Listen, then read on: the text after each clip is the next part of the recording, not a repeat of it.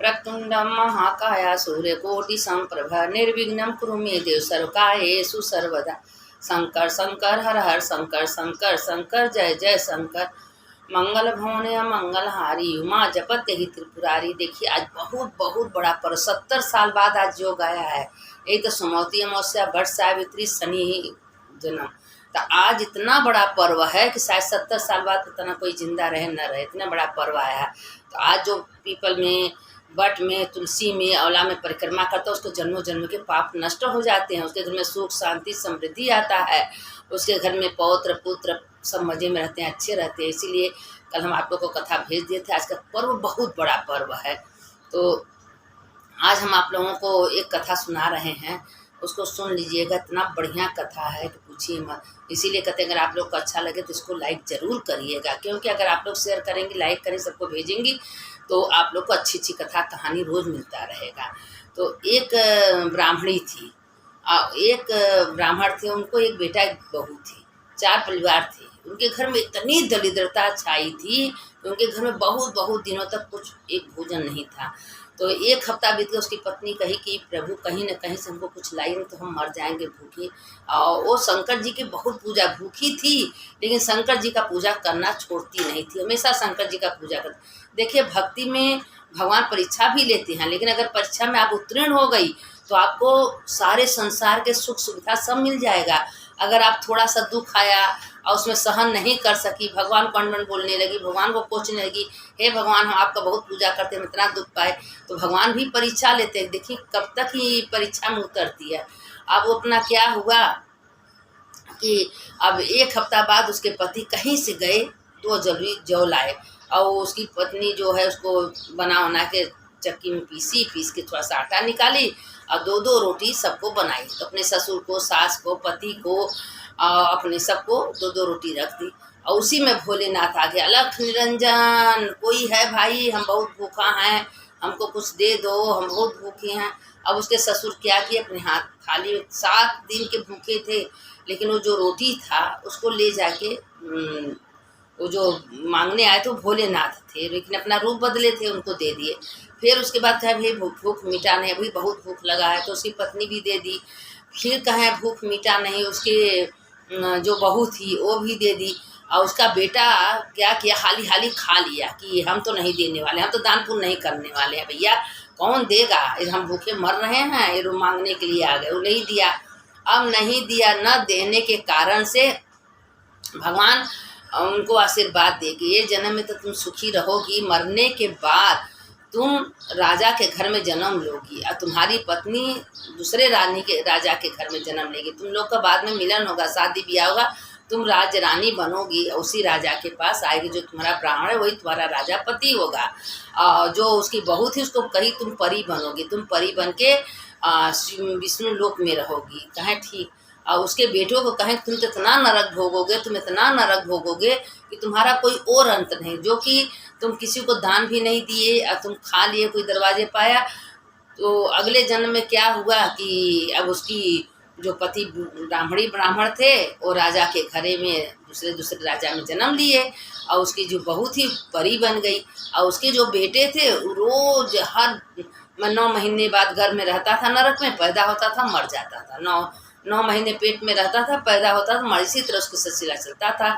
अब वो इतना नरक में भाई, पेट में तो नरक ही है। अब 9 महीना नरक में रहना, पैदा होना, मर जाना, फिर नरक में जाना, इसी तरह था। खाली वो दान न करने की वजह से, अपना रोटी न देने की वजह से भोलेनाथ उनको श्राप दे दिए थे, तुम इसी तरह नरक भोगोगे। एक दिन क्या हुआ कि जब वो पैदा हुआ तो कोई ज़मीन में गाड़ दिया तो राजा सोचे कि हम इतना दान पुण्य करते हैं, इतना सबको देते हैं, फिर मेरा धन बढ़ता जाता है, मेरा धन कम होता है। मैंने कौन ऐसा कर्म किया, कौन ऐसा पुण्य किया कि मेरे अटूट धन का भंडार हो गया है। और उसी जो दूसरे देश की ब्राह्मणी थी उसी से उसका विवाह हो गया, वो दोनों पति पत्नी हो गए। तो उसकी पत्नी भी कही कि हाँ स्वामी, चलिए आपके पास धन है, खूब बहुत बड़े मंदिर बनवाए शंकर जी का, दोनों मियाँ बीवी मिलके शंकर जी का पूजा कर।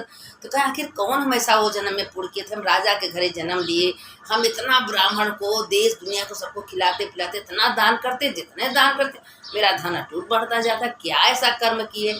पता लगाते लगाते लगाते एक जंगल में वृद्ध ब्राह्मण थे, बैठे थे। तो उनसे पूछे तो कहे तुम अगले जन्म में बहुत दरिद्र दुखियारी ब्राह्मण थे, तुम्हारे पास इतना तक कि कुछ नहीं खाने को था और तुम 1 हफ्ते से भूखे थे, लेकिन भोलेनाथ ब्राह्मण के रूप में तुम्हारे घर आए, तुम अपना 1 हफ्ते के भूखे और अपना भोजन तुम भोलेनाथ को खिला दिए जो ब्राह्मण के रूप में आए थे।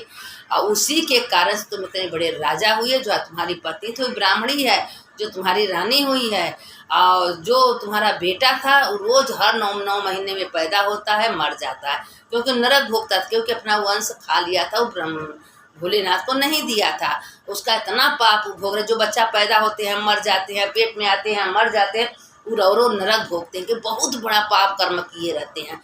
इसीलिए कहते हैं जान अनजान में कभी कोई गलती हो जाए भगवान से क्षमा प्रार्थना करना चाहिए, कभी जानबूझ के जाने में कभी कोई बुरा करना नहीं चाहिए। जो लोग कहते हैं ना कि हम दुख भोगते हैं ये करते, कहे नहीं, अपना ही बुरे कर्म का फल हमको मिलता है। हम अच्छा कर्म किए हैं तो हमको रहने का घर अच्छा मिलेगा, पहनने को कपड़ा अच्छा मिलेगा, भोजन खाने को मिलेगा, लोग इज्जत सम्मान प्यार करेंगे। और नहीं कुछ किए हैं तो हर जगह से हम दुराए जाएंगे, कहीं मेरा सम्मान नहीं, कहीं मेरा इज्जत नहीं, कोई हमको नहीं पूछेगा। आप अच्छा कर्म कर रही हैं आपको सारे लोग पूछेंगे, सबसे बड़ा तो भोलेनाथ पूछेंगे, कोई पूछे ना पूछे उनके निगाह में आप बहुत अच्छी रहेंगी। तो इसीलिए कहते हैं कि हमेशा अच्छे कर्म करने। देखिए आज अमावस्या है, अमावस्या का कथा भी सुन लीजिए कि एक सास बहू थी, बहुत प्रेम था सास बहू से, वो कभी झगड़ा लड़ाई नहीं होता था, बेटी भी माँ तक रहती थी और वो हमेशा अमावस्या का व्रत करती थी, अमावस्या को दिया जलाती थी, पूजा करती थी। एक दिन अमावस्या माता से प्रार्थना की कि हे अमावस्या माता, हम आपका व्रत करते हैं, पूजा करते हैं, एक दिन उससे गलती हो गया, अमावस्या के दिन वो व्रत थी, अनजाने में किसी के घर से जाके कुछ खा ली। अब अमावस्या माता उससे दुख हो गया, अब उससे सास कभी लड़ती नहीं थी। अब वो दिन शनि तुम जब से आई हो मेरे घर का धन नष्ट हो गया, लड़ाई करने लगी।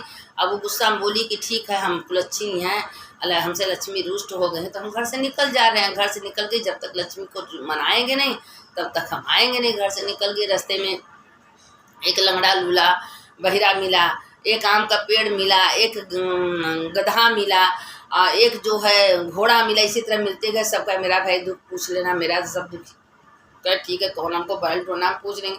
जाते जाते जाते लोग पूछे भगवान कहाँ मिले, कहें भगवान तो हमेशा समुद्र के बीच में मिलेंगे।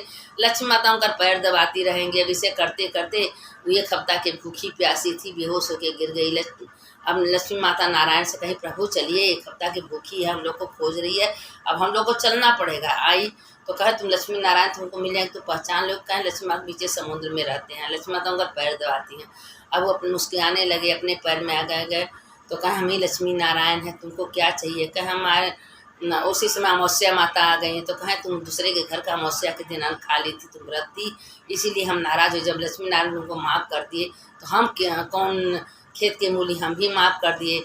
उसके बाद कहें जाओ तुम्हारे घर में सब। कहें प्रभु बताइए वो गाय कौन थी, वो गधा कौन था, वो घोड़ा कौन था, वो लंगड़ा लुगड़ा कौन था। कहा जो लंगड़ा लुगड़ा है अगले जन्म में कभी ना कोई कथा सुना था, ना कभी मंदिर गया था, ना कभी दान पुण्य किया था, ऐसे लंगड़ा लुगड़ा बहिरा हुआ, कभी भगवान के मंदिर में माथा नहीं झुकाया था।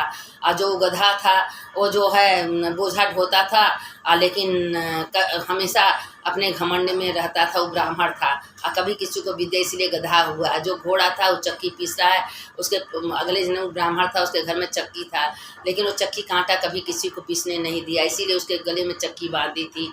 और जो गाय माता हैं, गाय माता भी हैं, उसके बच्चा पैदा होता है मर जाता है, वो अपना दूध कभी किसी को पीने को नहीं दी।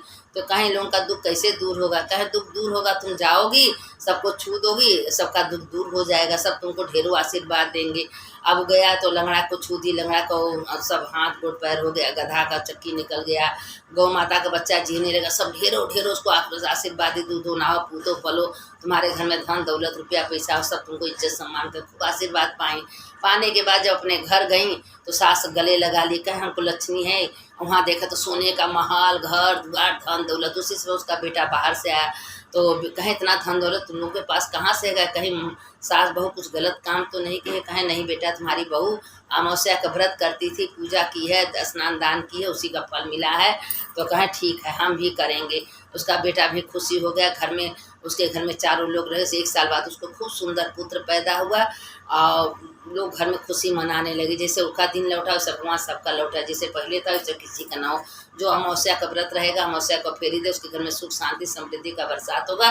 कभी उसके घर में कभी कोई दुख नहीं होगा।